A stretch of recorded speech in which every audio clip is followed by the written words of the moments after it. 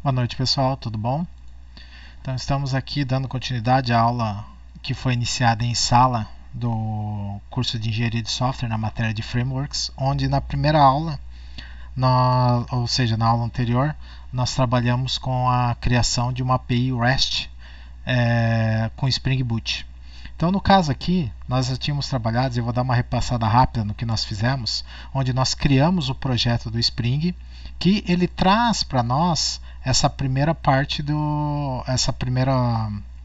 vamos dizer assim, essa function principal, essa classe principal, que é a classe main, onde ela vai dar o start no nosso projeto. Lembrando, o nosso projeto foi criado como? Com o Spring Initializer. Então a gente preencheu aqui os campos necessários para que ele pudesse gerar para nós um arquivo base. Então o que aconteceu aqui? Basicamente a configuração foi feita no Maven, a linguagem escolhida foi Java, e aí eu tenho que me atentar ao detalhe, que nem eu falei em sala. O pacote nós vamos trabalhar com Jar, mas eu tenho que ver que tipo de Java eu tenho instalado na minha máquina. No meu caso e nas máquinas da sala, eu pedi que fosse instalado o 11 para que nós pudéssemos trabalhar com a mesma configuração. Só que tem a gente com 19 e o 17. Eu tenho que lembrar só o seguinte: para que eu possa usar o Java 11 e o Java 8, o Spring vai te obrigar a trabalhar com essas versões abaixo da versão 3. Acima da versão 3 eu consigo trabalhar com a 19, com o Java 19 e com o Java 17. Abaixo dele apenas com a 2.7 10 e a 2.7 agora. E aqui nós fizemos as nossas configurações, além de adicionar as nossas dependências, que por esse botão aqui eu poderia escolher quais eu queria aqui nessa listagem que ele nos oferece, e isso serviria de configuração base para que eu pudesse acrescentar o meu projeto. Onde ficam essas configurações do projeto? Basicamente no arquivo .xml. Quando há esse arquivo .xml aqui, a questão de eu poder tudo que tiver aqui seriam, vamos dizer assim, dependências que o meu projeto tem e que eu posso instalar na minha máquina a partir do comando maven clean install. Então aqui nesse comando maven clean install, mvn clean install, ele vai fazer com que ele procure o repositório no Maven na internet e baixe isso no meu projeto. Onde que fica isso? Na pasta M2 do meu usuário Windows. Então, aquela pasta .m2 é uma pasta oculta. Se você não consegue ver ele no seu computador, você vai ter que habilitar para que mostre as pastas ocultas para você poder ver. Deu algum crash, algum crack na biblioteca de dependência que você precisa, você vai lá nessa pasta, apaga ela e refaz ela. Só dá esse comando de novo que ele acaba refazendo para você. Então, inicialmente, nós tínhamos apenas esse conjunto aqui de packages, né? Aula Frameworks, que a gente deu o nome do projeto. Todas as configurações estão aqui no .xml. Então, por exemplo, aqui a gente já tem um modelo de versão, que é o 4.0, aqui a parte de XML. Aqui um inicializador do projeto de aula Frameworks, né? A gente colocou com ponto em Iguaçu, né? E trabalhando com a versão 11. Se está trabalhando com a versão 11, por base eu já tomo que eu trabalhei com a 2.7.10 ou a 2.7.9. Que dependências que eu acrescentei? O JPA, o Data JPA, o Starter Web, o DevTools, o H2, o Lombok e o REST Starter aqui. Além disso, quando eu trago esse Lombok aqui, ele faz com que eu instale o plugin do Lombok aqui na minha máquina. Então vai ter aqui o Maven plugin para eu poder trabalhar. Óbvio que isso aqui também tem que, dependendo da tua IDE que você está usando, no caso aqui a gente está usando a Visual Studio Code, eu vou ter que adicionar aqui nas minhas extensões. Quais que a gente instalou aqui? O Lombok, pode ver que ele está instalado. Eu vou colocar aqui o Spring Boot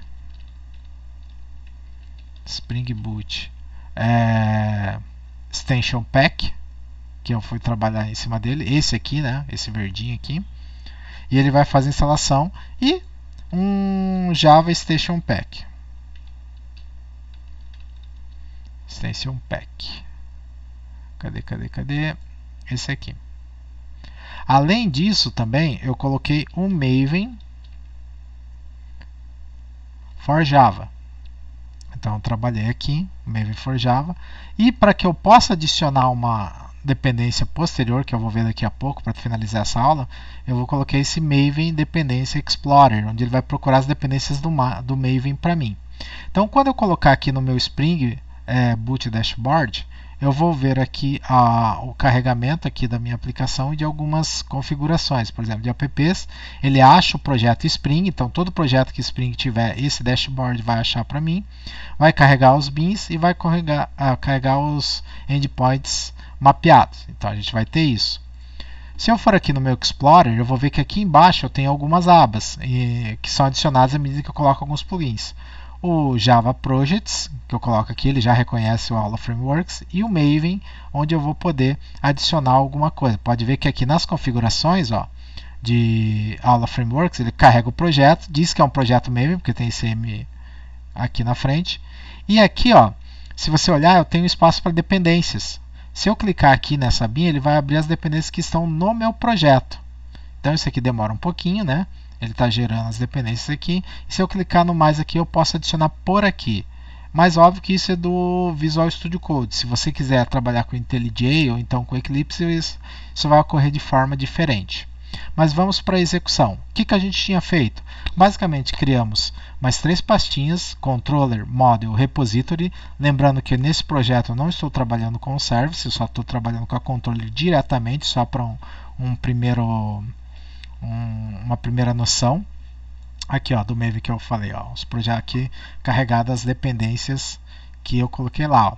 Starter Data, Starter Web, DevTools, H2, né, que é a nossa, nossa base de dados, o Lombok para gerar nossos getters e sets e trabalhar com o carregamento da persistência também ali. Na verdade, o Lombok não vai carregar com a persistência, desculpa. O H2 é que vai trabalhar em cima disso e o DataJPE é que vai trabalhar com a persistência. O Lombok ele vem só para gerenciar os getters e sets em modo de execução. De execução. Então aqui a gente também tem os nossos testes aqui. Depois a gente pode tirar isso aí. Dentro de cada uma dessas pastas, tanto da Model, da Repository e da Controller, na Model eu vou ter a classe que eu vou tomar por base, que é a minha classe cliente, onde eu vou ter 2 atributos basicamente, o nome e a ID.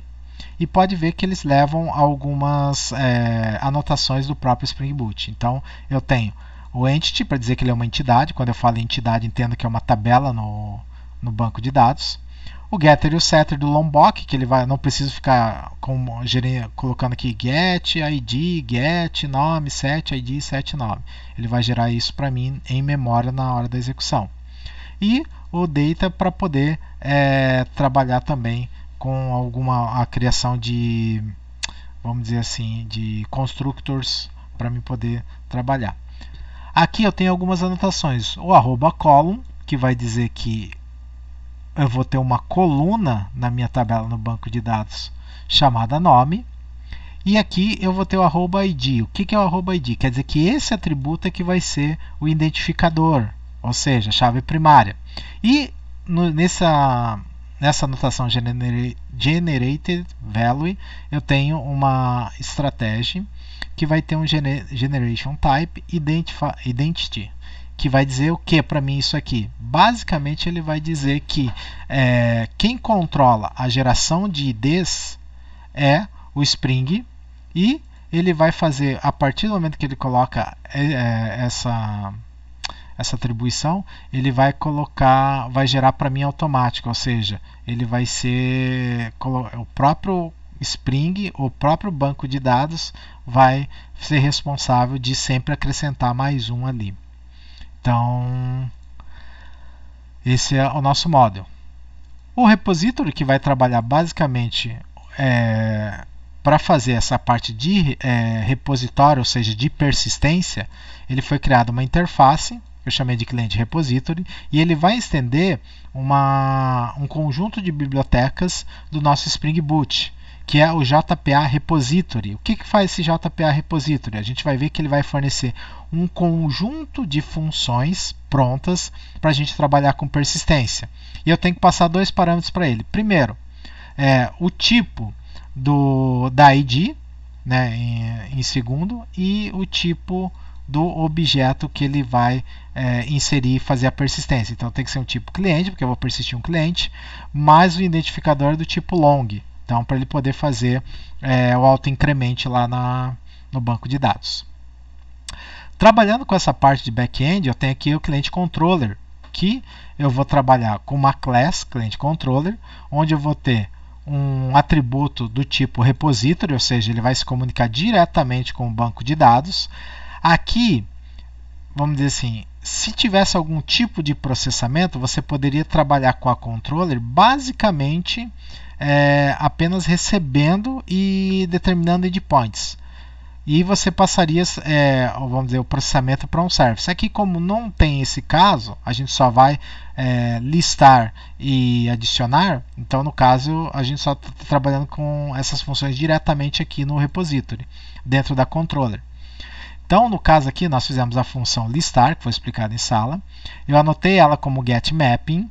Por quê? Porque toda vez que eu fizer uma requisição get, para esse endereço request que está anotado como request mapping, ou seja, o que ele está dizendo? Basicamente, esse request map está mapeando toda vez que tiver um localhost ou então o IP da minha máquina / clientes.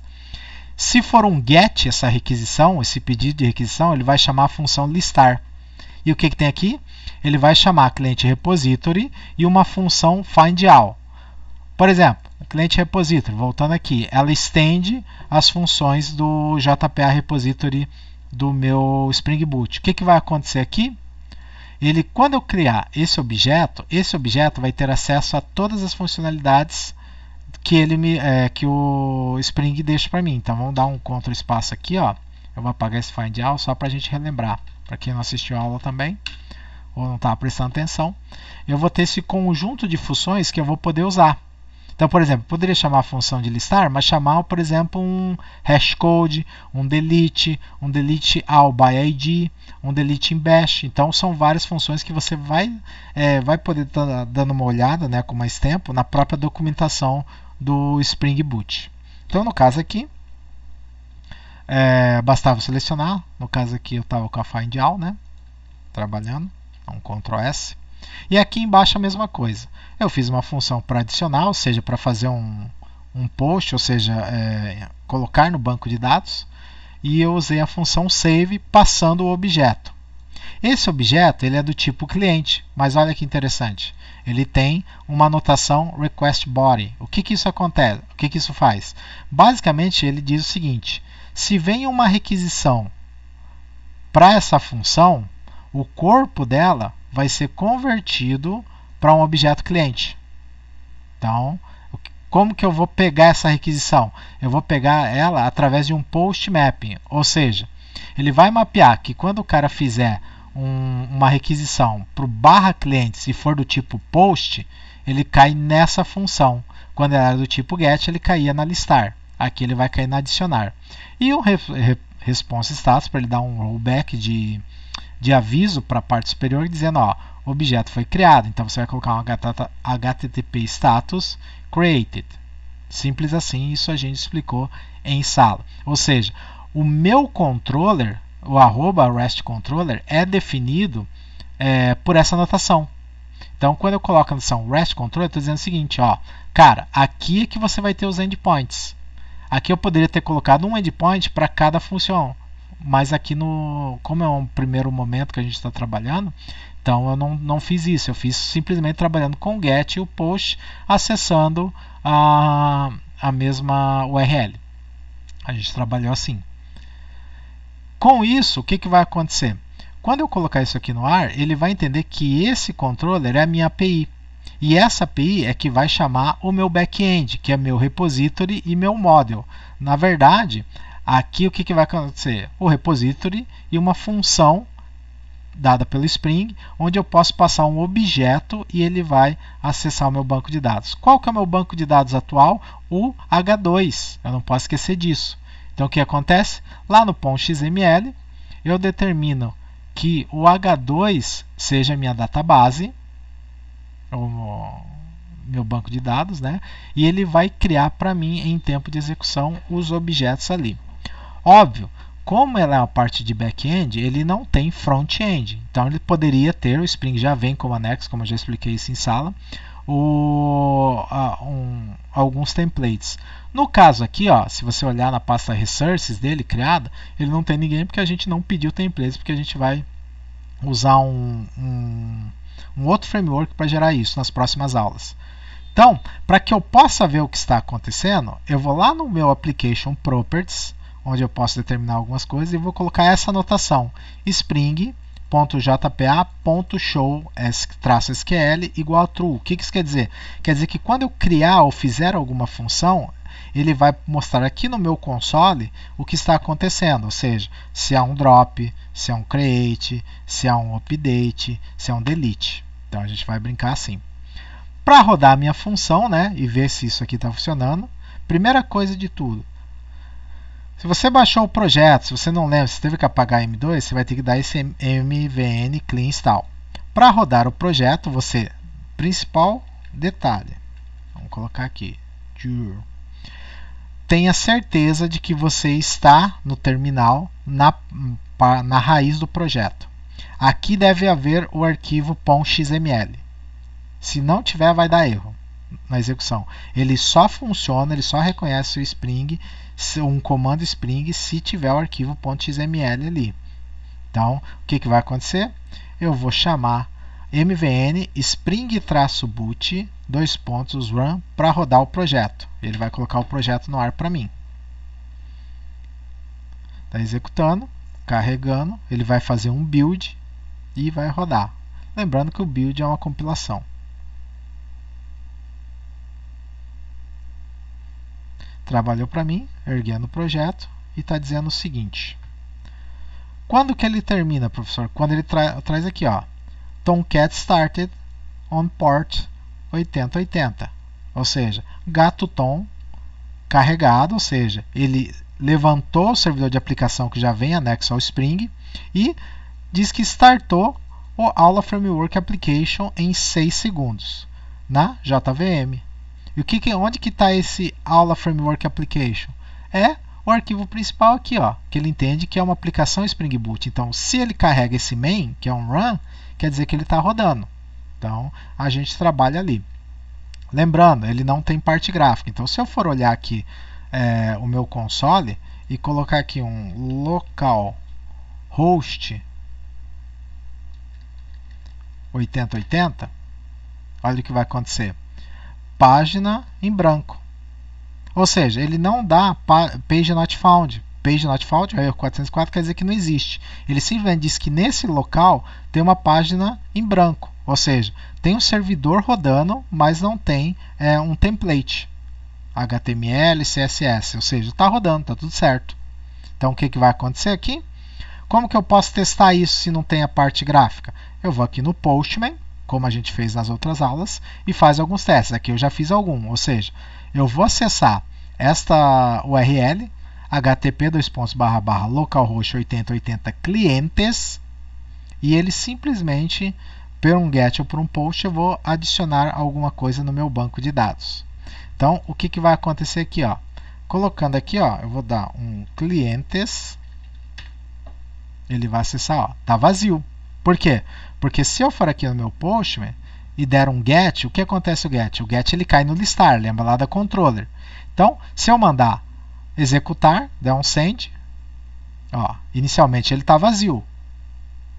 Agora, se eu mudar ele para post, o que vai acontecer? Ele vai cair no adicionar no meu controle, eu não posso esquecer disso. Caiu no adicionar aqui, ó, o que acontece? Ele vai passar um objeto que vai usar um save para inserir esse objeto cliente. Lembrando, o objeto cliente é só ID e nome, ou seja, a ID é autoincremente, automático, já disse para o banco através de anotação que ele que tem que fazer. Então a única coisa que eu tenho que passar é o nome. Então como que eu faço isso no Postman? Lembrando, eu vou aqui no body, trabalho com o tipo raw e vou trabalhar com JSON. O que vai acontecer? Abro, fecho chaves e eu vou ter aqui nome, valor.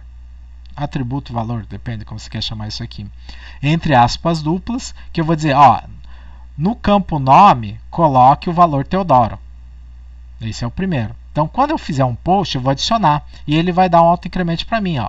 Dei um send. Ele já colocou aqui. Ó, ele trouxe uma resposta. Por que, que ele trouxe essa resposta? Basicamente porque ele tem essa anotação de response status. Então, ele criou e me devolveu o objeto. Tanto que ó, eu dou um return num save e eu estou voltando o objeto. Então, aqui eu só consigo ver porque ele dá esse return. Quer ver um outro teste? Vamos lá colocar mais um. Leonardo. Vamos lá. Dou um send. Ele colocou Leonardo com a ID 2. Vou colocar lá Mário. Opa, que Mário? Nem te conto, meu amigo. Aqui no 3. E como que eu vou ver essa listagem? Eu só estou vendo que ele está gerando IDs, mas isso está ficando para o espaço? Não, está ficando um banco de dados em memória. Lembra que para ver eu vou ter que acionar um GET. Porque é o GET que faz a listagem de todos os objetos que estão no banco. Clico no Send, ele me mostra quem que está trabalhando. Então, toda vez que eu fizer isso, eu vou adicionando e enquanto o servidor estiver rodando, o gato Tom, Tomcat rodando, ele vai preservar esses objetos. O que, que eu tenho que olhar aqui? Ó?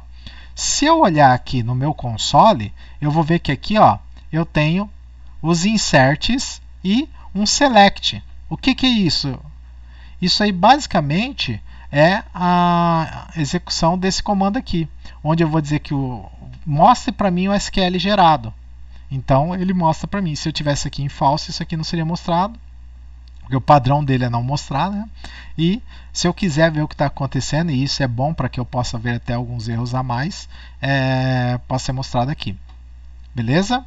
Então, não lembro da última aula em sala que se eu tinha feito o delete. Então a gente vai trabalhar além do get e do post, a gente vai trabalhar um delete.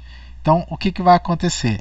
Eu vou dizer, a partir de agora, quando eu fizer um delete, eu vou passar um número aqui, que seja, por exemplo, o 2, e ele vai ter que excluir esse cara dessa listagem de banco de dados. Então o que, que vai acontecer?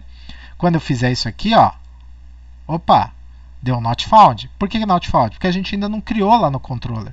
Mas quando eu fizer isso, ele tem que deletar o valor o objeto que tiver com a ID 2.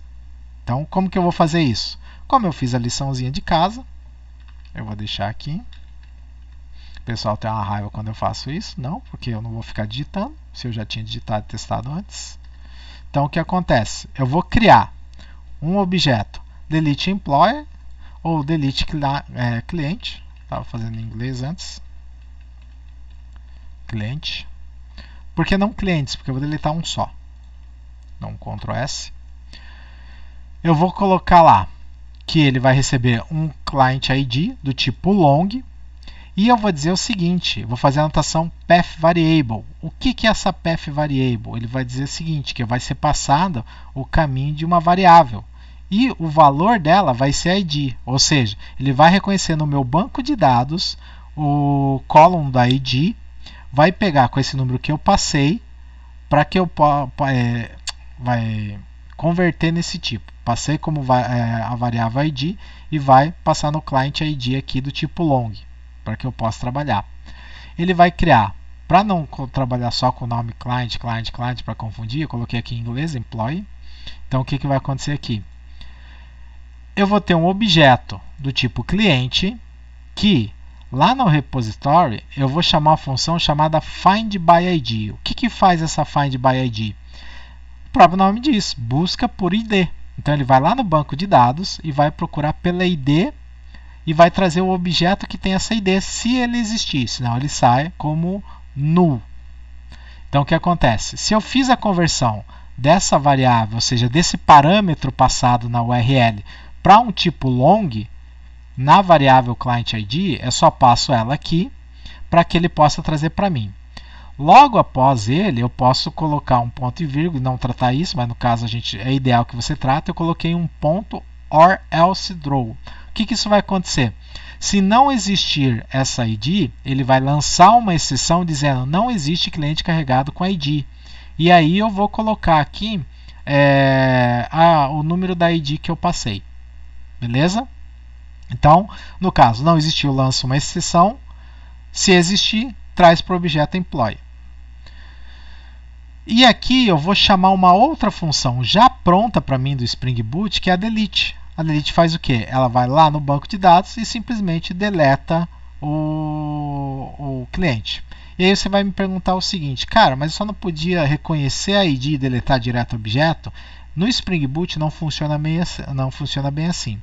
Então, quando eu preciso deletar ou então fazer uma alteração, um update, eu tenho que buscar esse objeto em banco de dados, trazer ele para mim no meu Java e aí sim eu deletar.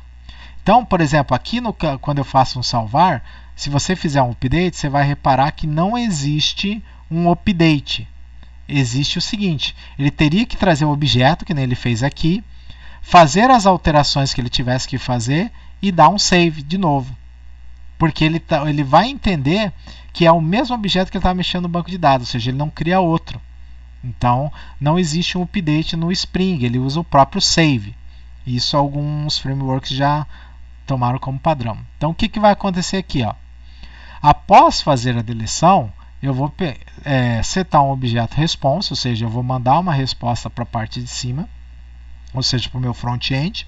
Eu vou mapear, sendo ele do tipo string, ou seja, vou mandar uma mensagem e um boolean, dizendo que sim, ok ou não, que houve a deleção. Então, o que vai acontecer aqui?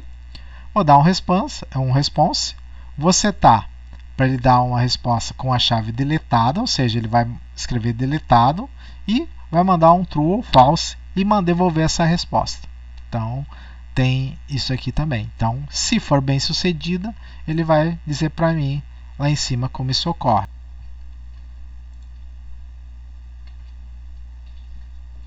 Então, o que acontece aqui? Basicamente, quando eu tenho esse delete, eu vou poder inserir e trabalhar para a deleção do objeto. Então, o que vai acontecer aqui? No meu caso aqui, ó, tirar isso aqui, vou dar um get, pode ver que o meu BD está vazio, né?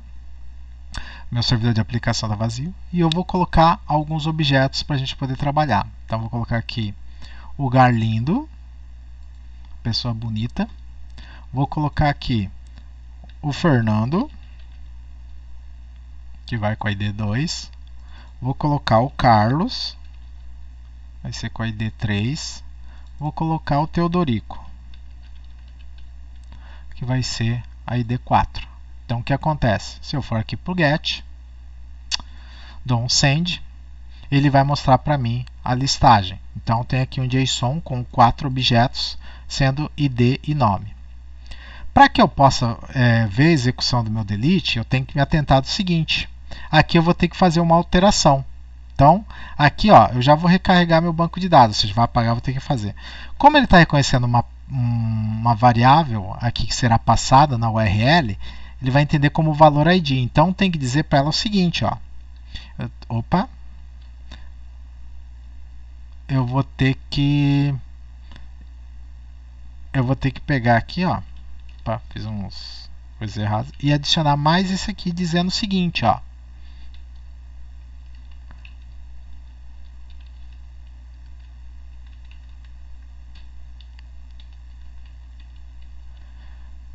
Cara, quando for passado a URL clientes, barra clientes, eu vou ter um barra mais um número. Esse número aqui, ID, ele vai entender que é esse ID aqui. Então, ele vai acabar fazendo assim. Em algumas linguagens, ele vai entender dessa forma também, com 2 pontos sendo trabalhados ali também. Então, o que acontece aqui? Aqui, ele vai poder fazer essa deleção. Vamos tentar primeiro sem os 2 pontos, que agora eu não lembro, a gente vai fazer ao vivo isso aqui. Então, o que acontece? Recarregou aqui o meu servidor. E agora, quando eu passar o delete mapping, ele vai entrar aqui, vai entender que esse ID é passado por parâmetro, ele vai carregar nessa variável de cliente ID para que eu possa fazer todo o processo. Então vamos lá. Para finalizar, um get clientes, beleza. Mas lembrando que recarregou o servidor, então ele deve estar vazio agora, ó. De novo. Então, para o meu primeiro teste, post, foi o Teodorico. Fernando, Luísa. Tá, 3 tá bom. Tô com preguiça. O que acontece? Teodorico, Fernando e Luísa. Então, para que eu possa ver isso funcionando bem, é ideal que eu trabalhe com esse do meio aqui. Então, quando eu passar um delete e o barra, na verdade, quando eu passar o localhost clientes barra um valor de ID, ele tem que entrar naquela função e reconhecer que eu tenho que tirar o ID 2. Quem que é o ID 2? O Fernando. Então, eu vou mudar aqui para delete. Vou chegar aqui, vou colocar um barra, vou colocar um 2 e ele tem que entrar nessa função aqui de delete. Cheguei aqui, dei um send, ele voltou um deleted true para mim, ou seja, a deleção ocorreu, que é o que eu pedi aqui para que ele me devolvesse como resposta. E olha o que aconteceu. Tá, mas não mostrou aquele estágio, óbvio, porque quem mostra a listagem é o get e tem que tirar esse barra ID aqui. Dá um send, você vai ver que só tem o Teodorico e a Luísa. E assim ocorre para todos. Então, essa é uma função. Como uma atividade extra, eu vou deixar o update para vocês. Na explicação, eu acabei falando como seria esse update. Ou seja, tem que pegar o objeto, mudar o nome dele de alguma forma e colocar ele de novo. Pode reparar que eu vou usar a mesma função tanto para adicionar quanto para fazer o update. Então isso fica para vocês. Mas como eu falei, isso aqui é complicado porque esse banco de dados está em memória. Então é interessante não ficar em memória. Então vamos lá. Como é que eu resolvo isso? Eu vou usar um banco de dados real. E para isso eu vou usar o meu PostgreSQL, que eu já pedi para vocês instalarem. Obviamente que eu já abri aqui o pgadmin 4, eu tenho minhas bases padrão, que são PostgreSQL e a base de teste, que eu estava usando para outro projeto, então eu vou ter que criar uma base para poder usar ali. Então, o que eu vou fazer? Aberto meu PostgreSQL, eu simplesmente, e o meu pgadmin 4, né?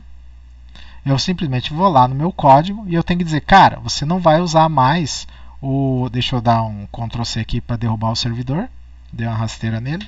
Caiu, daí não está mais funcionando. Eu vou dizer o seguinte, cara, você não vai mais usar o H2, você vai ter que usar agora o PostgreSQL mesmo. Então, como que eu faço isso? Primeiro, eu vou ter que carregar essa dependência. Para trabalhar com dependência, eu sei que eu tenho que trabalhar no POM.xml, então eu vou ter que adicionar aqui. Para isso, eu vou usar aquele plugin de dependências que eu falei no começo do vídeo, para mim poder adicionar. Eu vou aqui no mais, vou aqui em cima e vou colocar assim. Ele vai buscar para mim a dependência Maven. PostgreSQL. Tem que ser exatamente assim. Dou um Enter. E ele vai colocar para mim. Ele vai escolher de vários servidores o PostgreSQL. É ideal que quando você vai trabalhar com uma coisa, vamos dizer assim, um plugin, uma dependência que seja oficial, pega do site oficial, que é o org PostgreSQL. Quando eu clicar aqui, ele vai abrir o POM.xml e se eu olhar, tem o H2, mas ele também vai adicionar o PostgreSQL aqui, na dependências, adicionou. Então ele salvou com a versão 42.5.4. É grande. Ctrl S para salvar. Ele vai dizer para mim que vai recarregar o Class Path Configuration. Eu vou dizer que sim, sempre ou yes. A mim vou colocar como sempre, porque eu sempre vou querer que ele recarregue. Então o que vai acontecer? Ele está embutindo essa dependência e agora ele vai conectar diretamente com o PostgreSQL para que eu possa trabalhar. Pode ver que aqui ele colocou a dependência. É interessante aqui no Application Properties eu fazer algumas alterações a partir de agora. Eu vou colocar algumas tags do post para que ele entenda o PostgreSQL. Vou deixar ainda aquela ali do SQL True. E vou colocar umas aqui que eu já tinha deixado pronta. Então o que vai acontecer? O povo indigna que eu deixo pronto já, mas fiz a lição de casa. Eu vou dizer o quê? Que o Spring vai entender o JPA, ou seja, a persistência, vai usar o Hibernate como padrão e um DDL alto, ele está dizendo o seguinte, que ele vai create-drop. O que isso quer dizer? Que ele vai sempre criar a base de dados. Isso é necessário sempre, professor? Não. Isso é necessário geralmente só na primeira vez ou quando você vai instalar em algum lugar. Depois você pode deixar como update, que ele sempre só vai atualizar os dados que já estão lá. Mas agora, para o primeiro momento, você vai deixar como create drop. Eu vou precisar do driver para que ele reconheça o PostgRE, que é essa linha. Então ele vai dizer que tem um driver class, que é esse org.postgre.driver. Ele vai pedir qual que é o URL do meu banco de dados, né, que é sempre JDBC, o PostgreSQL, o localhost 5432, que é a porta que quando você instalar o PostgRE tem que ter citado, e ele vai procurar um banco de dados chamado cadastro cliente, que ainda não existe, a gente vai criar. E ele vai pedir o username e o password do meu PostgRE. Lembra que eu falei para vocês anotar isso. Então, como eu falei, como padrão, eu uso PostgRE e ele aceita. Dou um Ctrl S e eu vou ter que criar agora essa base de dados. Dou um Ctrl C, vou lá no meu pgadmin, vou aqui em database, né, o database, botão direito, create database. Cliquei aqui, ele vai abrir esse painel. Nesse painel vai perguntar o nome da base de dados, eu vou dizer que é cadastro cliente. Quem é o dono? É o usuário PostgRE. Eu posso ter algumas definições, por exemplo, o encode para o TF8, o template, que eu posso usar algum template padrão aqui, né? No caso aqui eu posso usar o template 0, o template 1, connection, collection, e aí vai. E nem diz. No caso aqui, para a aula, a gente só vai usar isso aqui mesmo. Ou seja, cadastro cliente, PostgRE, beleza. Dá um save. Um salve, né? Salve. Ele está salvando e criando a minha database, minha base de dados, onde eu vou ter os meus esquemas também instalados. Vamos ver. Criou aqui a cadastro cliente, cliquei nela. Ele habilitou para mim os esquemas, um esquema público, onde eu vou ter várias funções aqui do próprio PostgRE, já viram na aula de banco de dados. Clico aqui em Table. Lembrando que o pgadmin 4 é um gerenciador de banco de dados, ele não é o banco de dados é o PostgRE. Por que não abriu nada aqui nas tabelas? Porque não foi criada a tabela. Ah, então a gente vai ter que dar um create table, tal. Não, gafanhoto, lembra lá. Quando ele está aqui na classe cliente colocado como data, ele já vai criar isso aqui em tempo de execução no próprio PostgRE, porque eu já fiz a ligação. Onde que a gente vai ver isso? A gente vai ver isso aqui no console, porque esse JP show SQL está em true. Então a gente vai ver essa criação. Quer ver isso aqui funcionando? E que hora que acontece essa criação? Quando você levanta o servidor. Então a partir de agora, quando eu der o start no servidor, ele vai criar essa base para mim. Então vou aqui, dou o mvn Spring Boot Run para levantar o servidor.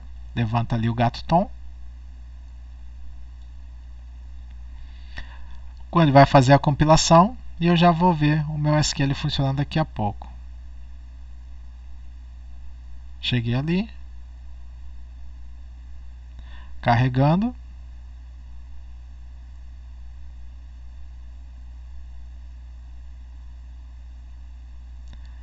E se você reparar bem, ó, tabela não existe, ó. E ele está carregando aqui a minha tabela, ou seja, ele está criando ela, colocando o seguinte: é um int8 gerado default identity, ou seja, isso aqui é o auto-increment. Ele está gerando para mim. Criou o atributo varchar 255 not null, porque eu disse que o nullable é false, então ele tem que vir. E determinando que a primary key tem que ser o ID, ou seja, criou para mim. Como que eu sei que isso está funcionando? Chego aqui, dou aqui dentro das tables eu vou lá, dou um refresh. Olha quem está aqui, a cliente. Se eu olhar as columns aqui, ó, eu tenho ID e o nome. Então, eu vou ter lá. Botão direito aqui, vou colocar lá scripts, deixa eu ver, view edit datas, todas as linhas. Você vai ver que você tem a tabela feita e obviamente ele está vazio aqui, ó. Tá vendo? Mas ele tem aqui, ó, begint, primary key e varchar 255. Beleza? Então, não tem mais segredo. Chegou aqui, eu não vou ficar mais em memória. Eu vou trabalhar ele, que ele já está levantado. Não send, obviamente ele está vazio. Então agora eu vou dar um post e vou adicionar a Luísa aqui, ó. Luísa agora vai ser meu ID 1. Send, tá lá a Luísa. Vou lá no post agree e aqui, ó, como ele já tem a função, vou aqui no executar. Olha quem aparece aqui, a Luísa. Então agora eu posso iniciar quantas vezes eu quiser o meu servidor que ele está no PostgreSQL. Então vou ali, vamos colocar mais uns dois carinha ali. O Orlando e o Armando. Armando uma parada. Vai lá. Carreguei ali a ID3. Quando eu vou aqui no Get, ele traz do banco de dados, ó. Se eu for aqui no meu Select, ó, no meu banco, ó, tá aqui.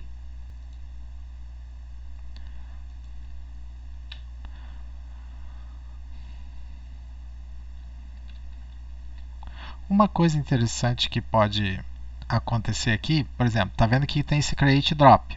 Então, eu posso usar toda vez que eu, vamos dizer assim, derrubar o meu servidor, ele vai dropar essa tabela.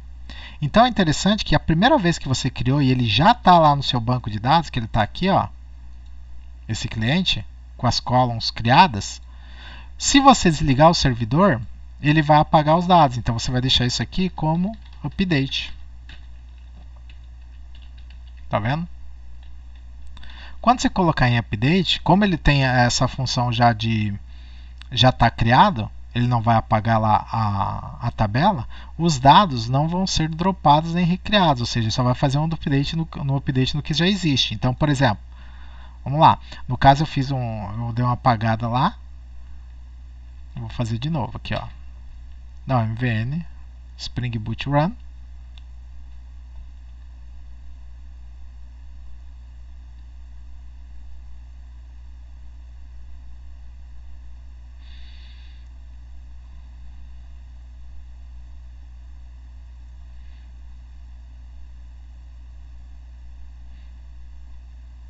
Carregou bonito aqui, ó.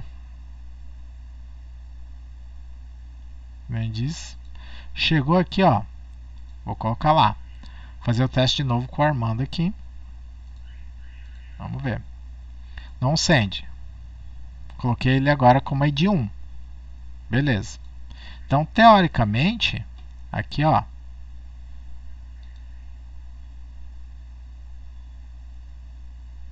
Vou ver os dados.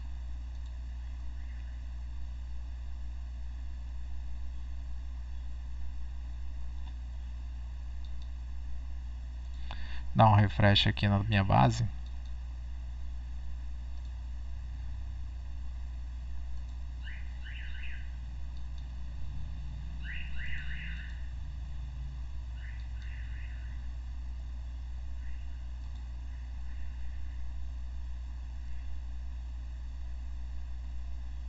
Ele carregou aqui o Armando.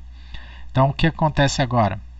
Agora eu posso colocar mais um aqui, só para ver.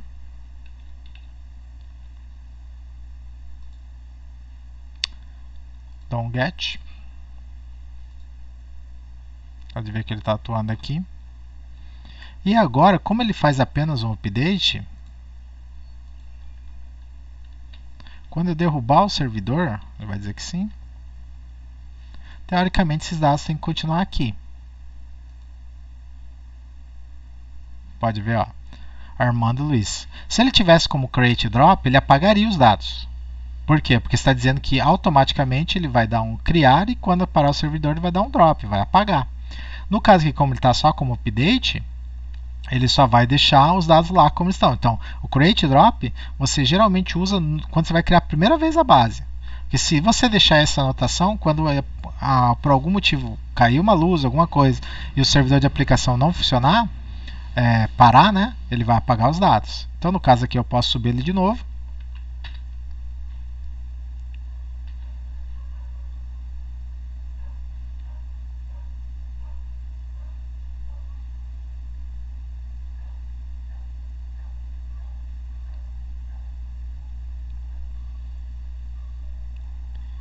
E testar o nosso delete lá.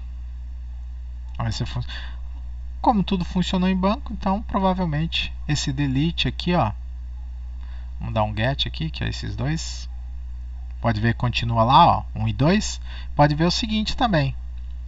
Vou colocar o teste. Ó, ele preserva os dois ali. Opa, coloquei um post. É um post.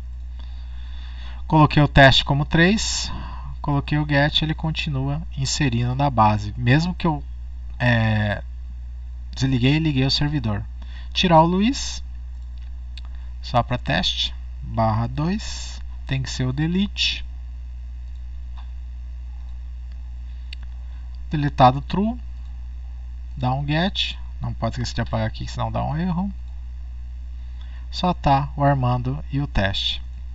Se eu for para cá, na base de dados, você vai ver que ele sai também. Então, galera, a aula é isso hoje.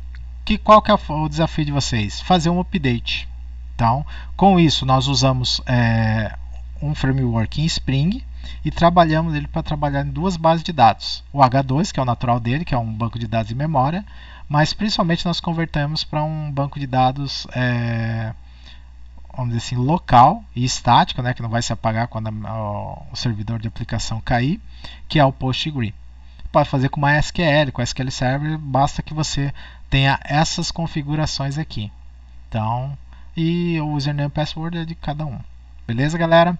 Então, por hoje é só. E a parte de front-end a gente vai ver em aula. Eu vou deixar uma atividade agora para sexta-feira. E em aula a gente vai fazer a parte do front com Spring para o nosso trabalho, valendo a nota do bimestre. Valeu, galera. Tchau, tchau.